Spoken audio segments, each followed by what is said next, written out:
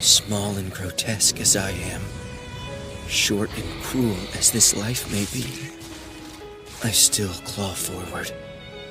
I still search for beauty. Ken Kaneki represents a division of two separate entities within him, both light and darkness, that are starkly represented within his character. In Act 1 of the show, Kaneki was shy and reserved, and you could often find him lost within a novel. Kaneki was heavily influenced by his mother, being gentle and a true testament of modesty. He was more than willing to take blame and punishment from others. This leads us to his original philosophy that it's better to be hurt than to have others be hurt. This lack of assertiveness would get him bullied and viewed as weak. Despite his altruistic and optimistic appearance and demeanor, underneath this mask was a boy with an immense fear of being alone that stemmed from his mother's death. Despite keeping to himself, he hated solitude and actively tried to protect those he loves so he wouldn't have to face this world alone. In this case, protecting and being with his closest friend within Hide.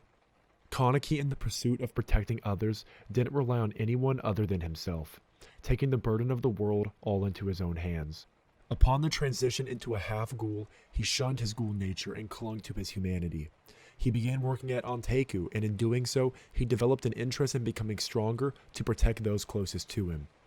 However, due to being both half-ghoul and half-human, he internally didn't know where he belonged in this world. But what he did know is that if those he loved were threatened, he wouldn't hesitate to put his life on the line. Kaneki was eventually held captive and tortured by Yamori, and this was the most drastic transition of his personality. The continual questioning of his ideology was pushed, and eventually transitioned to that it's better to hurt others than to be hurt yourself, going so far as to say he would crush those who would threaten his place of belonging in this world. Kaneki's hair transition from jet black to white symbolized the stark transformation he went through. He now fully embraced the fact that he's a ghoul. Now fully aware of his ghoul capabilities, Kaneki then kills his first living being. From here on out, Kaneki becomes ruthless, cruel, and brutal in order to protect his friends, all the while with full composure.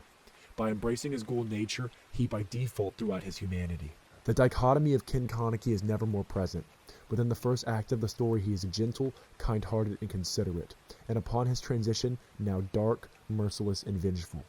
This yin and yang we see throughout the story is a continual push and pull of Kaneki's ghoul and human nature.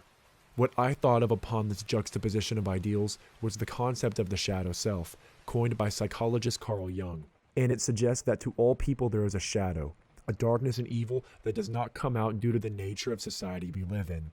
We no longer fight and scavenge for resources. Thereby there is no need for this brutal darkness anymore. The shadow, as suggested by Jung, is the inferior and innately ruthless nature of man, that man actively tries to relinquish and suppress. Kaneki, his entire life, has never been in a position where he is able to make use of this shadow. Living his life with altruistic intentions, we now see he possesses this dichotomy hidden underneath the surface. Along with his compassion, there is hatred. Within his kindness, there is brutality. This paradox exists within us all, but Tokyo Ghoul exemplifies this concept. The shadow has always eluded me. At times, I have felt myself to be like Ken Kaneki. At points in my life, feeling too passive and putting others' priorities before my own. And at other times, ready to disregard anything for the pursuit of what I love or protecting what I care about. As Yoshimura says, from birth, us humans actively engage in the act of taking from others, but this succession of sin is unbeknownst to the majority of society, and as a result, many are incapable to understand that there is a shadow that exists within all of us.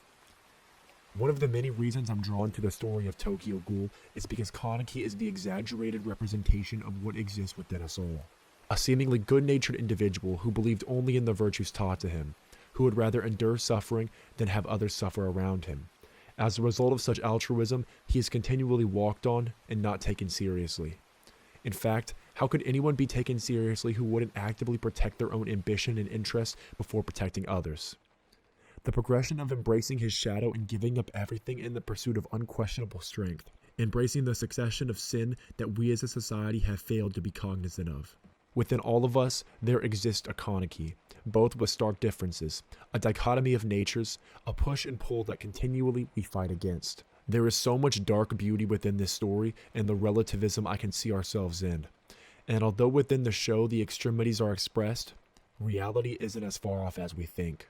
If you enjoyed this darker style of video, please let me know in the comment section below and drop a subscription if you haven't already. As always, be forever greedy, and I'll catch you all next time.